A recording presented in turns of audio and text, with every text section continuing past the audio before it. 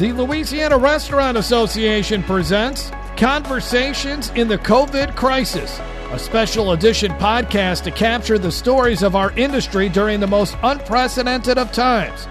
Now, here are your hosts, LRA President and CEO Stan Harris and Vice President of Communications Wendy Warren. To say that March came in like a lamb and went out like a lion is probably an understatement.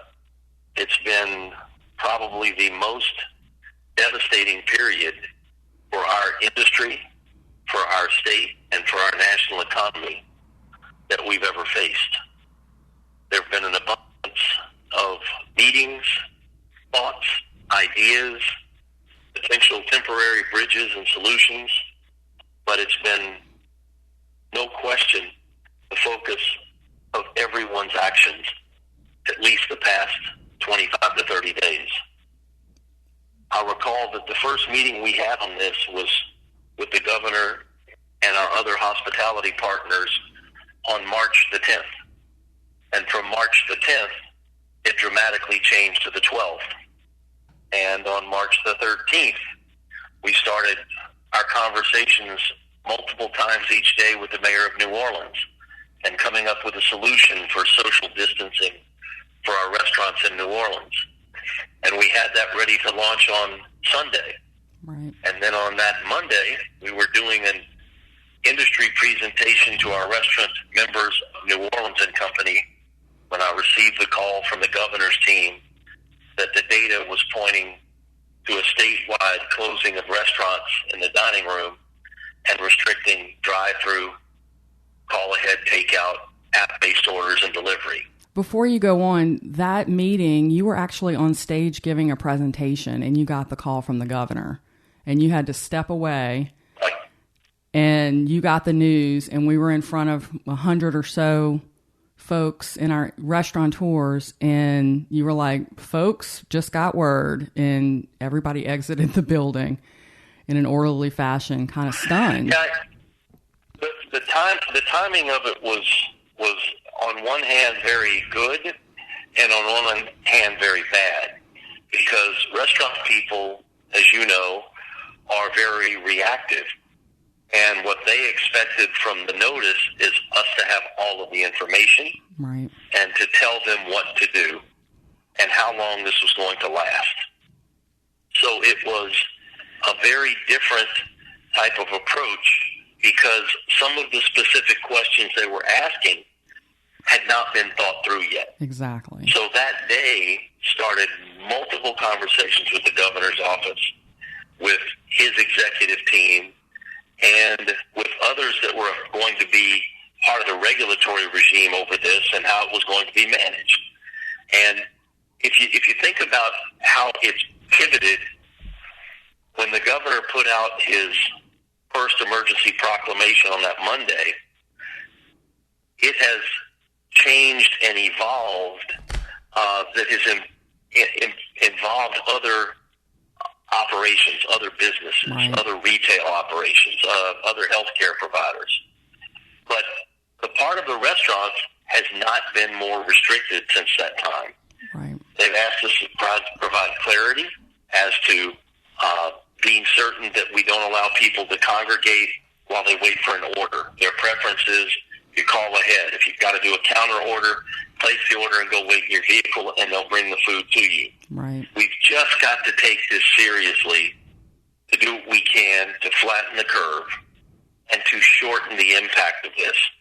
And if we continue to have people that behave like nothing has happened, and that because they're not in an at-risk group, it's going to make this painful time go a lot longer. Exactly. And to your point about people congregating and not getting the whole call-ahead, takeout, curbside process, one of the very first things we were involved in was ATC compliance. You want to talk a little bit about that? Sure. In working with ATC, the goal was, in passing the Alcohol Delivery Act, could we apply that and come up with an expedited method for allowing those restaurants that were using their own employees to do delivery to be able to deliver under the same terms. Later, a day or so later, the ATC came out with guidance that said you can use the same type of package sale at curbside, which expanded the ticket average of those restaurants that had the ability to sell bottled wine, sparkling wine, or canned or bottled beer. Right. So those were nice additions to have, but at the same time came with additional responsibility for that vendor to understand the expectations and the rules. Right. That's like someone can't come in and order a beer while they wait for their order. That was one of the things. I'm still getting questions on that. Correct. And you don't want to have that one person sees a friend and then they sit down and then another family member comes in and now it's 5 or 6 of them and then their food's ready and they're not ready to leave yet because they're getting some socialization that they're used to. And what, I explain to folks is this is just not what you're used to. And you're going to have to look at this very, very differently. When you think about the change to this, we are social people. We like to interact, not just restaurant people or Louisianans, humans. And unfortunately, with this virus being able to be carried by people who may be asymptomatic and not know they have it, everything that we can do to flatten this curve, everything that we can do to shorten this outbreak and duration is going to benefit our neighbors, our friends, our families. Exactly. And let's move on to working in isolation, because that's, we are a very social people, and you and I have talked about this a lot. Like, it's very hard for us to not see each other, or when we do see each other, shake hands, give a little hug, and we as a staff are all working in the isolation of our homes right now. So I'm coming to you from my living room. You're coming to us from your home office, and I don't even know when the last time I saw you was. So talk about how we're able to do that at the LRA. Well, collaboration is what association's specialty is. Getting people to work together, bringing people together to convene on an idea, a meeting, a purpose, a goal. And when we get together in a day-to-day basis at our office, prior to the COVID-19 crisis, we saw each other regularly, and we were able to balance the rhythm of the day's demands and find a pocket of time to get something done. Now, we're much more formal colleagues. To do this podcast today, we had to schedule the time. Mm-hmm. So it's different. But we're using technology, we're using tools available to us, and robust platforms to be able to connect with our workforce, with our other team members, whether it's a video conference or a conference call, whether it's a live chat. It's those things that we're utilizing that are going to help really frame the look of our industry a little bit going forward, because I do believe that the delivery demand and the to-go demand will continue to rise. But I'm not certain on its own that it's a business model for a restaurant that has significant in-house dining space. Right. So I think it's the experiential piece of this is not going to be able to be outsourced. The food, some of the cuisine, some of the flavors, obviously, yes. But I'm not necessarily certain we can replace all of the emotional things we get when we go out to eat or go out to meet our friends for a cocktail. I agree with that. I see changes coming. In Katrina, we were learning how to text, and in this event, we're learning how to Zoom and use Outlook Teams. That's, we knew those things were out there, but we just didn't have to use them 5 times a day or more, depending on where we are. That's right. And we're looking at what our industry is going through, and they are struggling. And there are people that are really pride-filled, and they approach this, whether it's fulfillment of a dream that's at the start, or they've been in it for a long time, or it's a family business that's lasted for multiple generations, they're all under the same stress. And our goal as an association and as really their representative is always looking at these issues through the prism of what they go through every day, and how we can offer hope, how we can provide a little bit of comfort and a little bit of predictability in what's been a very unpredictable time frame. Right. Speaking of the time frame, I think that's a good segue into talking about the federal legislation packages that have come so quickly for the federal government. You know, we've always joked and, the things go through Congress slow as a snail. This is just record-breaking. I think you have to look at it in a different context, and that is that the first bill, let's call it the COVID-1 relief bill, was some immediate support for states and other organizations, and it wasn't a very dramatic bill. It would be for any of us, a little over $8 billion. The second one, which was, titled Families First Coronavirus Response Act, had some paid sick leave in it and had some corona-specific paid extended leave in it. For people who are teleworking, a lot of those options were removed.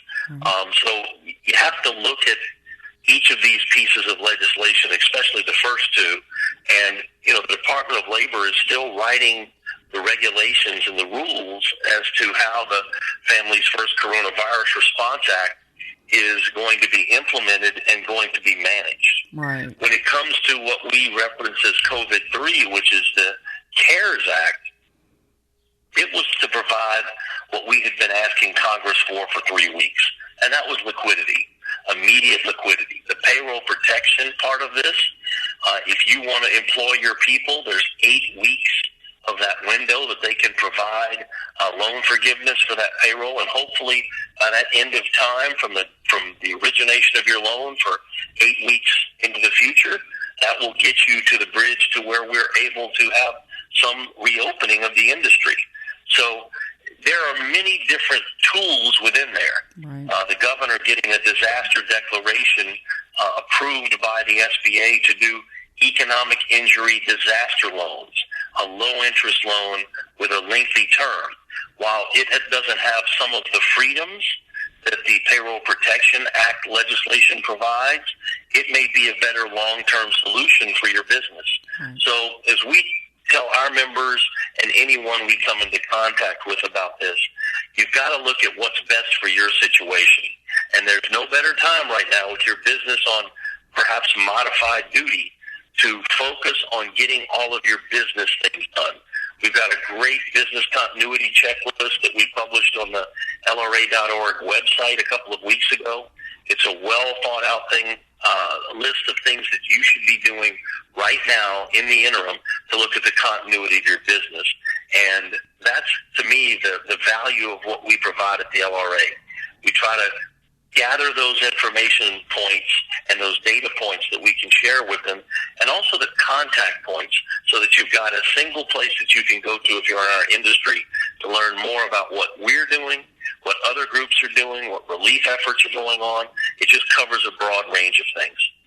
Yeah, we've worked very hard to kind of cull all that information and then annex it out into different sections so that if you're looking for something specific, we try to make it kind of like, I'll go here, and then there it is, So that... Well, the challenge with that too, Wendy, is that as you've seen in our communications on a daily basis, it's fast and furious, and there's really no predictability as to when it's going to come.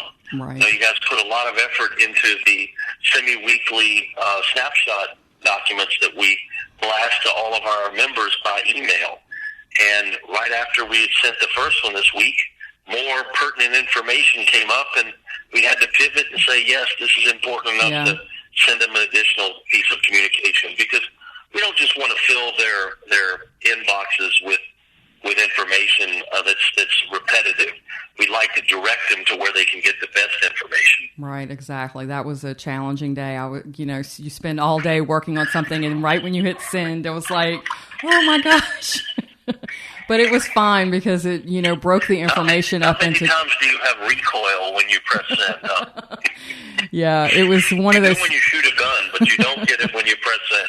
Yeah, so it was actually really good. The open rates on both were like super high, and they were both different information, so it wasn't repetitive. But can you tell me a little bit about working with our executive committee during this time? And, you're the chief person in charge of the operations. But, we're supposed to be in legislative session right now. There's all these things that we would be doing. And now, you're talking to them pretty regularly, almost on a daily basis right now. Yeah, the cadence of how our life works gets into a routine, and we get very comfortable with planning our lives around that routine. The legislature is no exception. Normally they would be well into the fourth week of the session. We'd be going to committees. We'd be making testimony. We'd be actively lobbying with our lobby team at the state capitol, talking with our regulatory folks and perhaps even the executive branch to talk about why we like or dislike a piece of legislation. So it's a pretty dramatic change in what we're doing. They came in this week in a very limited session, enough to meet their constitutional obligation of reading in late file bills. They've extended the term to the 13th. I'm not certain that it will be heard the 13th. I'm guessing that it will probably be extended until the 1st of May, and then they'll focus predominantly on the budget, perhaps on tort reform, and I would expect that the bills that were late filed related to recovery for COVID-19 will be part of that. Right. As it relates to our executive committee, I just can't say enough about each of them. They have answered every call. There were days that we had 2 and 3 calls a day. We've typically had at least one. If we haven't had one, we've had an email exchange. They've been responsive to ad hocs. Even just before this call, I got a message from the governor's office that they want to have a chat at 4:30, and we have a call at 5. So we'll ask them to pivot so that we can adapt to what that demand is. Mm-hmm. I have no idea what we're going to talk about at 4:30, but I'll know by 5. Right. And they've provided great guidance. They've provided great experience, and really have been a great place for us to bounce ideas off of. And the other thing I have to keep in mind is every one of them is a restaurateur, and every one of them is feeling the same pain that every member of the LRA, everyone in the restaurant and hospitality industry are feeling right now. So I have to remember to be sensitive that these are people who, much like everyone else in our industry, their lives have been completely upended. Yeah, it's true. I spoke to Peter Sclafani, our chair, a couple of days ago about an Atmos Energy day to support the local restaurants, and he was giving me a little snapshot of what his day was like, and it was quite different than it was just a few weeks ago, where he didn't have 5 minutes to talk to us because he was running his businesses. So it's just that's correct, and it's a different day. And I think his comments that he shared with you were very projecting of what the future might look like. Yeah. And, maybe delivery and the takeout business becomes a bigger part of what their business focus is in the future. But you still got to figure out what to do with your real estate. Right. Exactly. That's the thing that that's really. It's the first of the month right now, and the bills are coming due not only for individuals, but for our business owners in many cases. And, it's like, who do you pay first, and who can I get an extension from? And that was one of the things I've heard from a lot of our members, is that our supplier community is being very, very understanding right now. They want to support our industry, and that's right now is when we need it the most. And that's they're creating a customer. They're incredibly linked together. Yeah, they're the success of one is the success of all. Yeah. And regardless of whether you're a broadline distributor, a produce company, a seafood provider, you provide beverage alcohol, wine and spirits and beer, any of that. It's just a very symbiotic relationship between the on-premise world and what we rely on the supply chain to provide for us.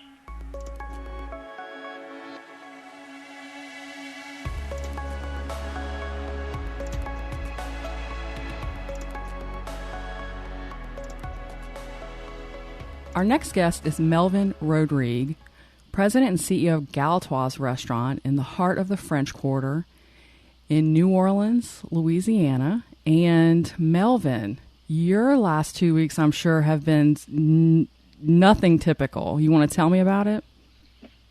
It has been quite a whirlwind and moving at a fast pace. There's been a lot to do, despite the fact that our dining room had to close for in-dining room service. There's been no shortage of tasks at hand.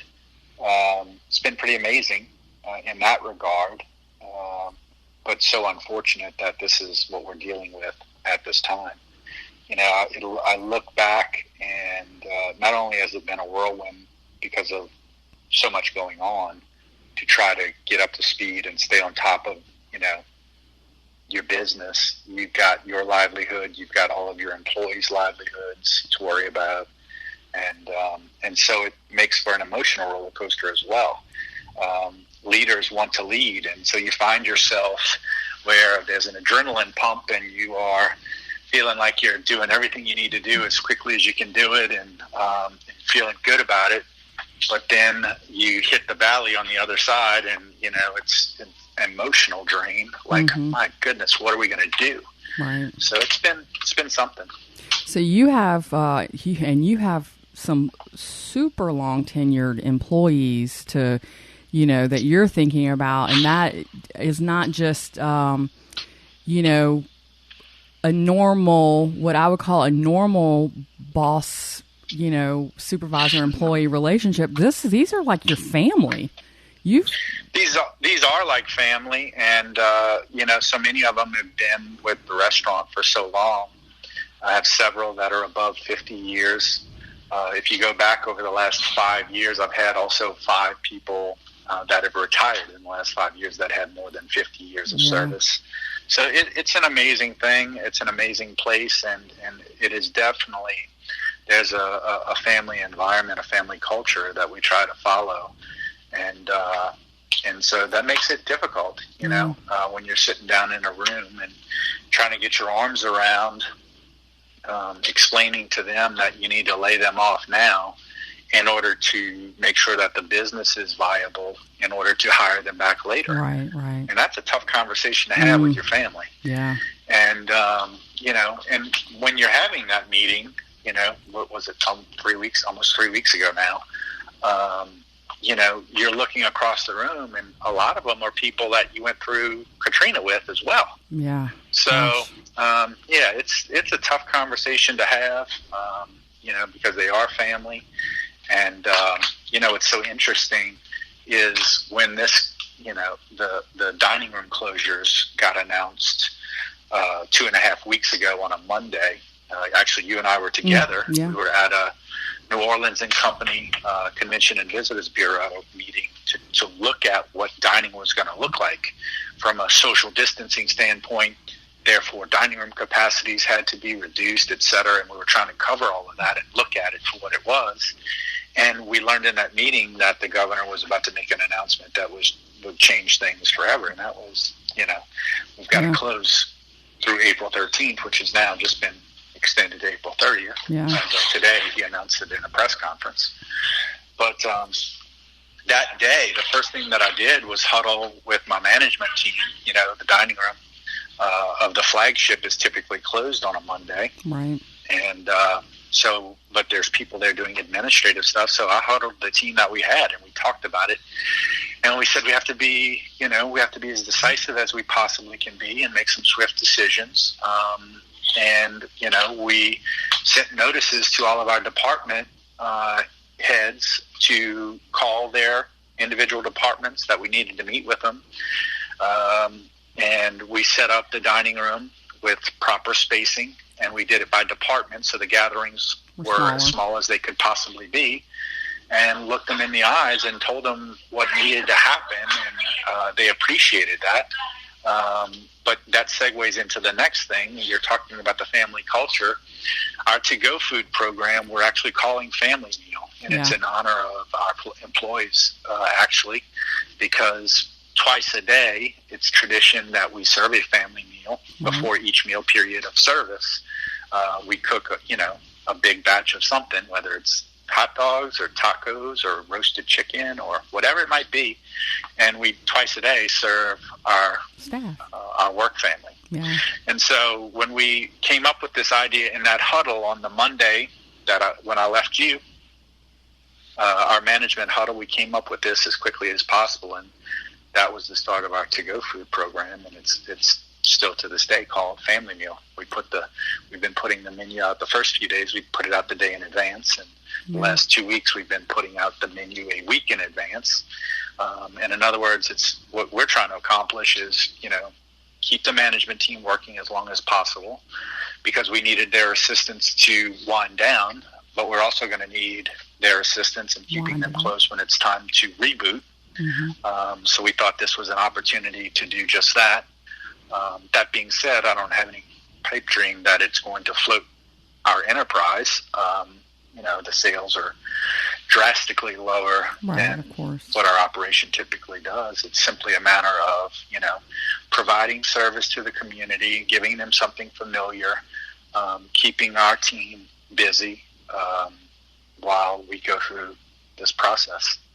So it's something. Yeah. That was a mouthful. I know I rambled. I know. That's okay. That's okay. I'm happy for the update, because I'm self-isolating, so I hadn't seen anybody but my husband and my dogs for a while. So it's good to hear a familiar voice, and we've worked together for so long. You're like my family now. So tell me, this was supposed to be the year of Louisiana, running the National Restaurant Association and staying running the EF, and, the 2020 election year. We had a lot of, we were going to do a lot of things, and we were on the path to doing some great things together.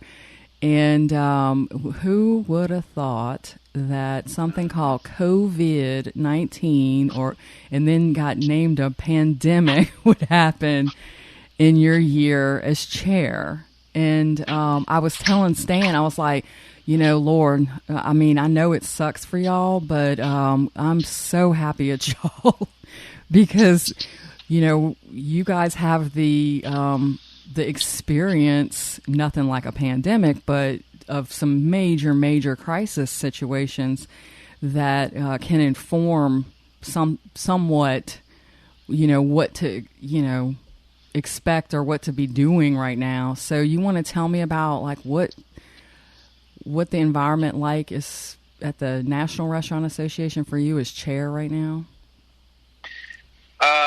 Yeah.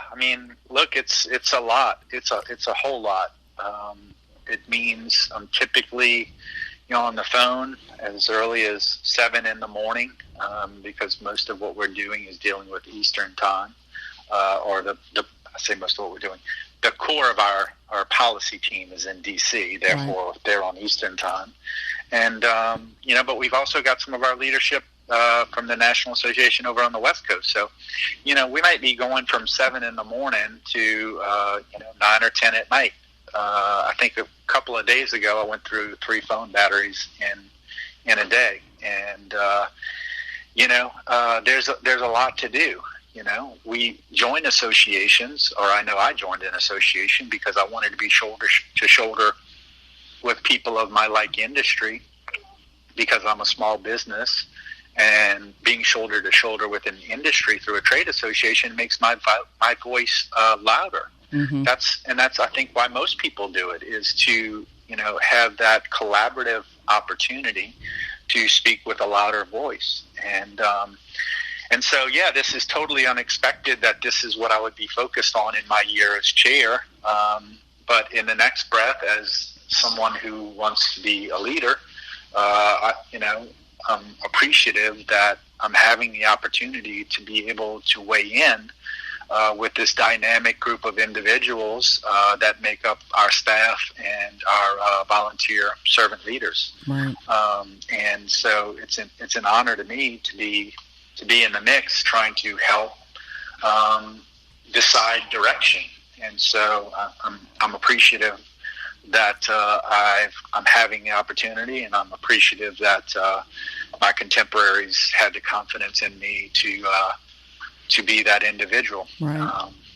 So I think that you mentioned the experience, and I'm not that old a guy, but I have unfortunately had some experiences with Katrina and the BP oil spill and things of that nature that I think have definitely shaped my style and given me experiences that on how I look at things, and I think it has lent itself and assisted me and our group in our conversations as we continue to try to navigate the challenges that are in front of our industry, and there are a bounty of them. It's not what I expected, but we're making the best of it. Right. And when you talk about being shoulder to shoulder with your peers in these conversations that are shaping what's going to happen, these are advocacy issues. These are things like the legislation that just passed, COVID-3, I believe it's been called the CARES Act. What were some of the things that that you weighed in on that, from a restaurant perspective, not only as an independent, but could be considered a small business, and you made sure that our vast majority of our members were taken care of? What were some of the things that were important in those discussions? Yeah, look, there's a lot to consider, and you're 100% right. A trade association does a lot of things, from its educational programs to whatever the services it offers. But I believe most people agree that the trade association's biggest effort is centered around advocacy. I know that's my passion, and why I became as involved as I did years ago in the Louisiana Restaurant Association, and now on the national level as well, is advocacy. And when I say speaking with the voice and standing shoulder to shoulder to make our voices louder and be heard, it's definitely on the advocacy side. And the National Restaurant Association has a public policy team that is second to none.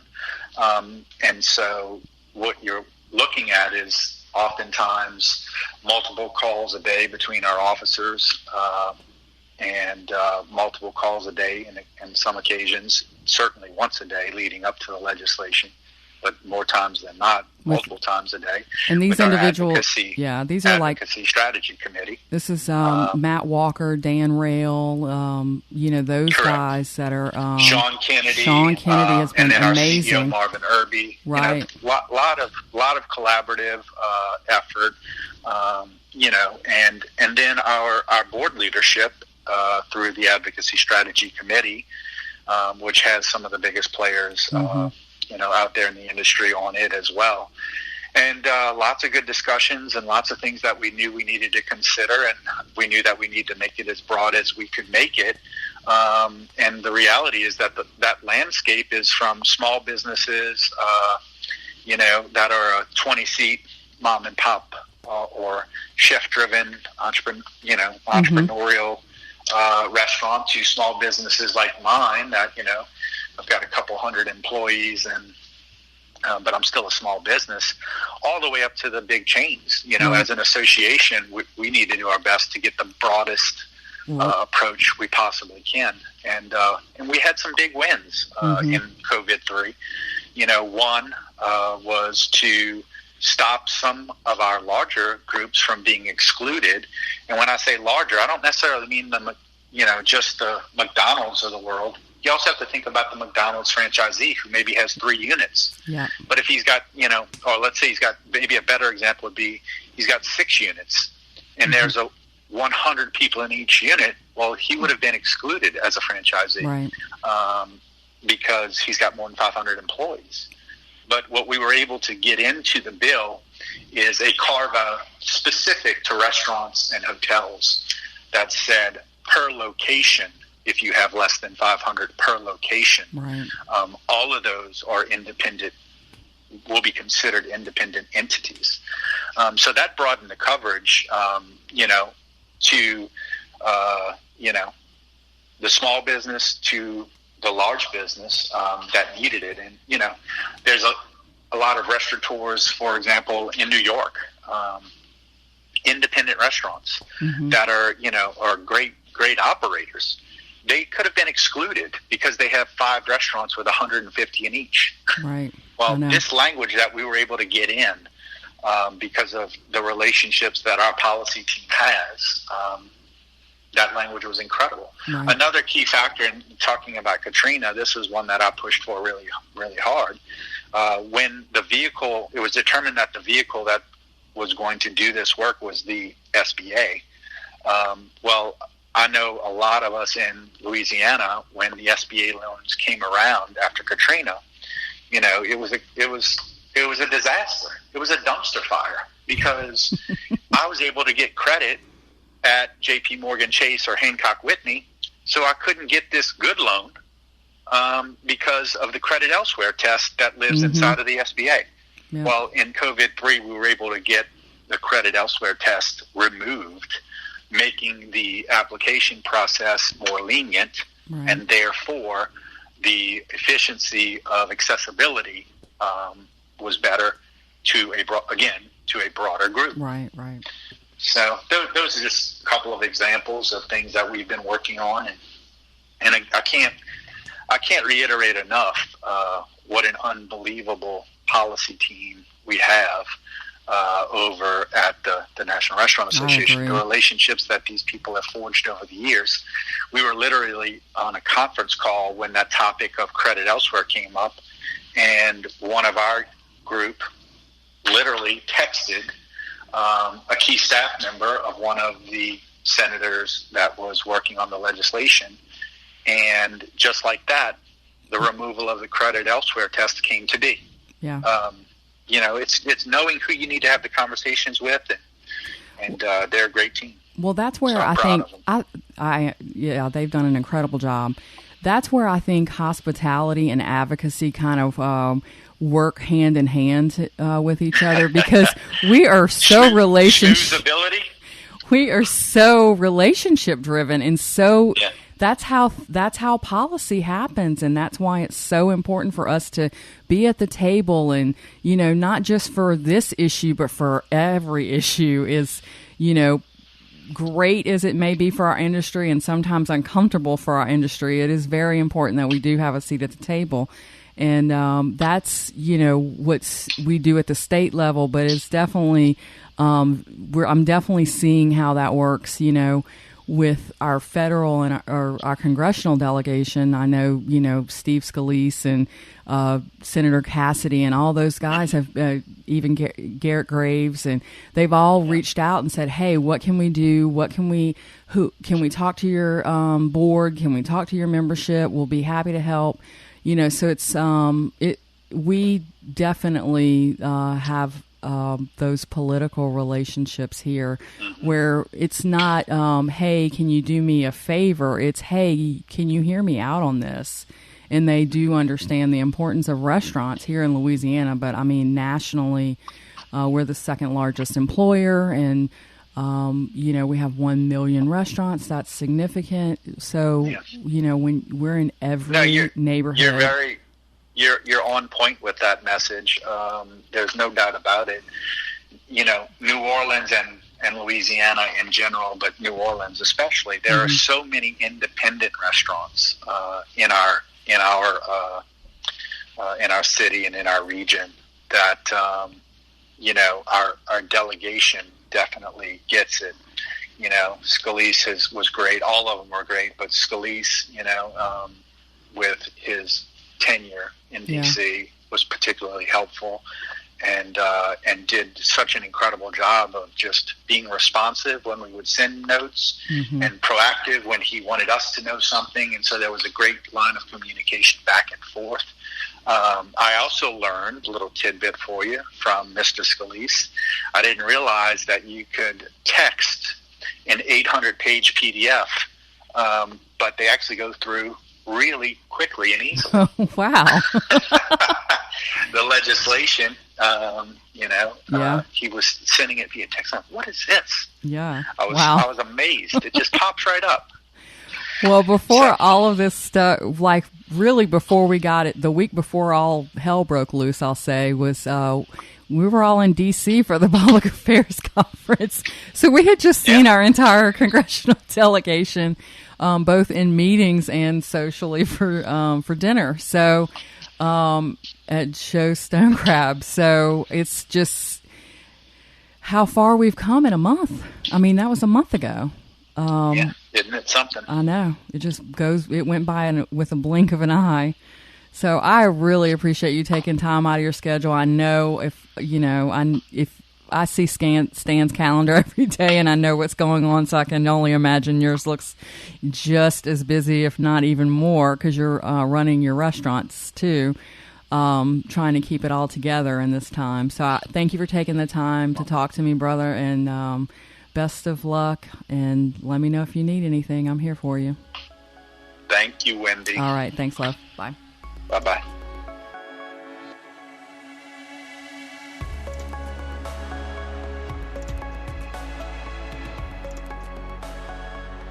Our next guest is Peter Sclafani, 2020 Louisiana Restaurant Association chairman and owner of Phil's Oyster Bar in Baton Rouge. How you doing today, Peter? I'm doing as good as can be expected. I hear that.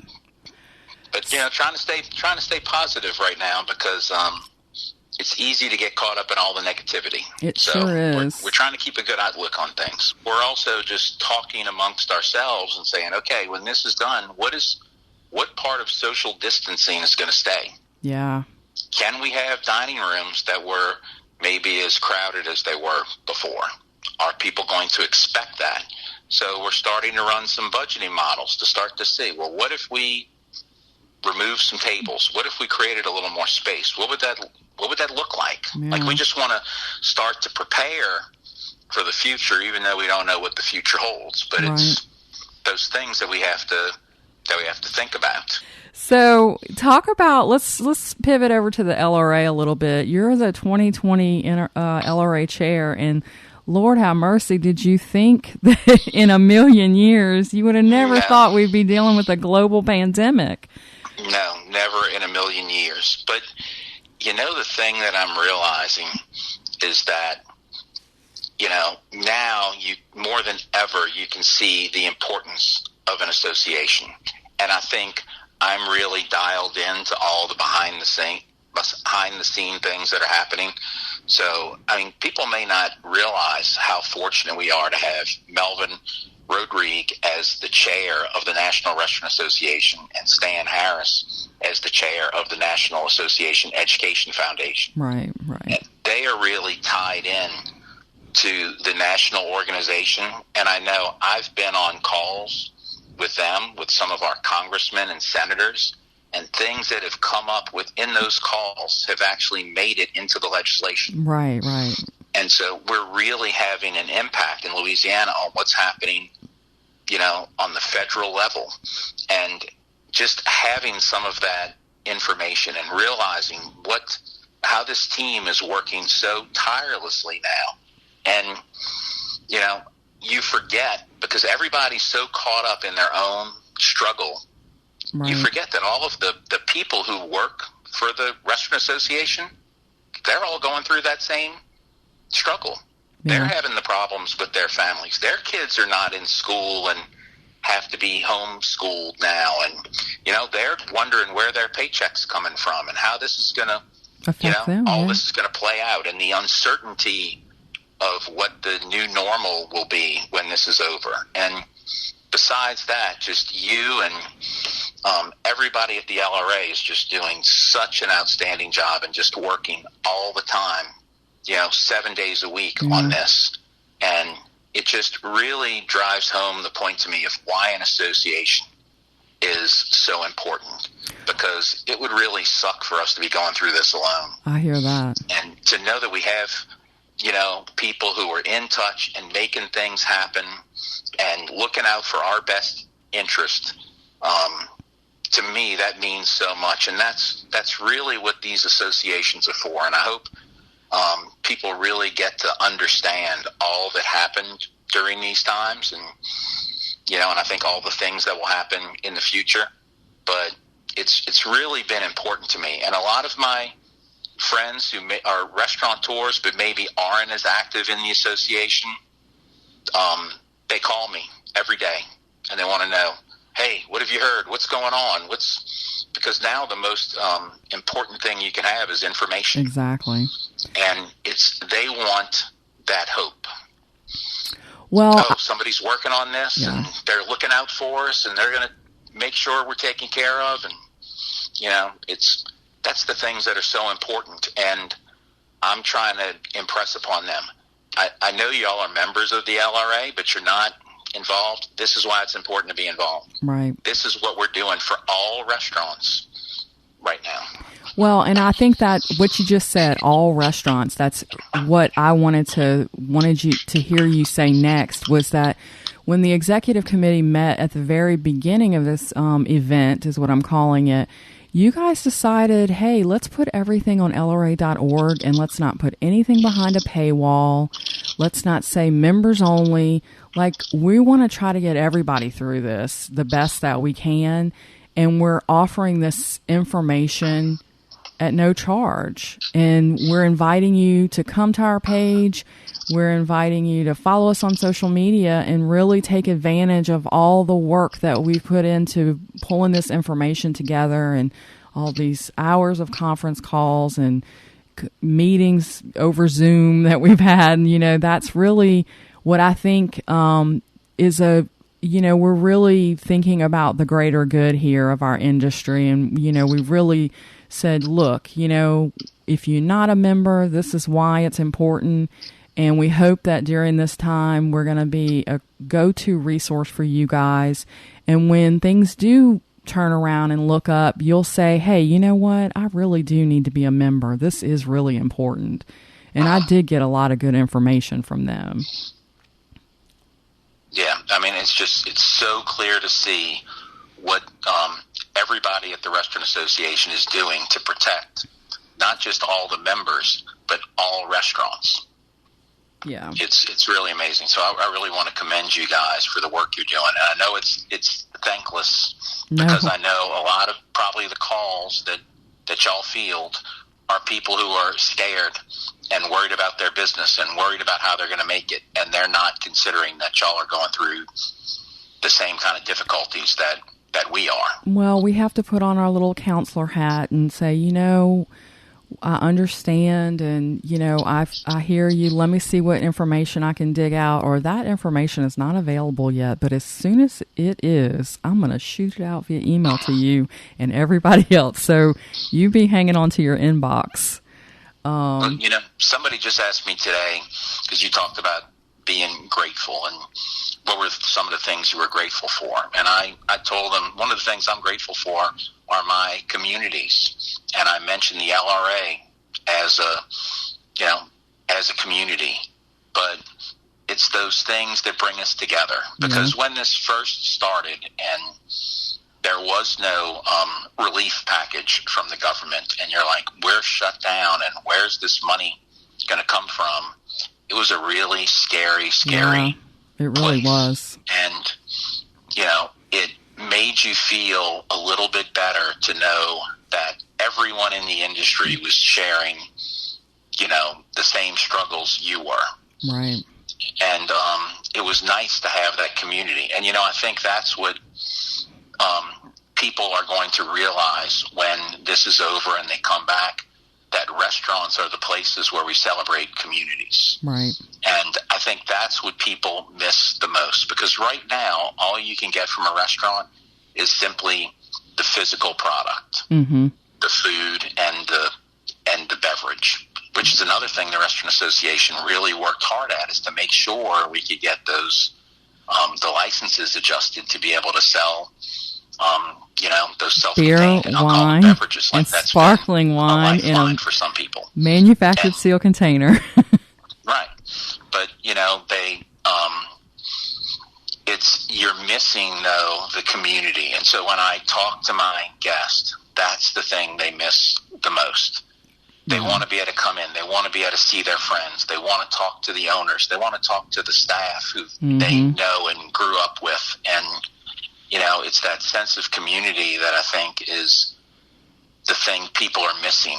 And, the social distancing causing that. And even when you go to the grocery now, it's like, oh, I want to make sure that person doesn't come too close to me. I know. It's so weird. And it is quite an adjustment. Me, yeah.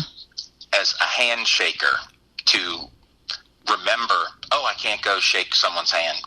Oh, right yeah. Now. We're huggers and, we kiss each other on the cheeks and stuff, in some of our circles. And it was the last time we actually met, we were at a meeting at the Sheraton of the restaurant members of the New Orleans and Company. And that was Monday, the 16th, when the order came down. Stan was actually on stage and the governor called and he had to take it out, he took it out, to the side of the room, and that's when we got the the heads up that, hey, they were closing everything.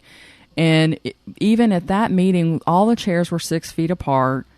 Greg Reggio walked up to me and he ankle kicked me and called it the Wuhan kick, and it was just like Stan and I were talking about the most awkward thing we have ever experienced was a room full of restaurant people that could not shake hands, high five, hug, give a quick peck on the cheek, and how you doing? It was the strangest thing ever, and with that. We're just going to pray for the quickness to return ourselves to our communities where we can not be afraid of germs within 6 feet of each other. It's just, I hear you, Peter. Just hang in there, and thank you for your leadership and being so committed to the LRA and, being an evangelist really for what we're all about, which is serving our constituency, our restaurant members, owners, suppliers. Our suppliers have been great through this. And next time we talk, we'll talk about the Atmos Energy Initiative, and we'll get that on a future episode, okay? Okay. Well, great. Well, thank you so much for your time, and best of luck. All right. Stay safe. Thanks. You too. Bye. Thank you for listening to the LRA's Conversations in the COVID Crisis. If you've got a story idea, email communications@lra.org. Visit www.lra.org for the latest on COVID-19 resources for restaurateurs, and follow us on Facebook, Twitter, LinkedIn, and Instagram. Until next time, stay safe and remember, we at the LRA are working harder than ever for Louisiana's restaurant industry.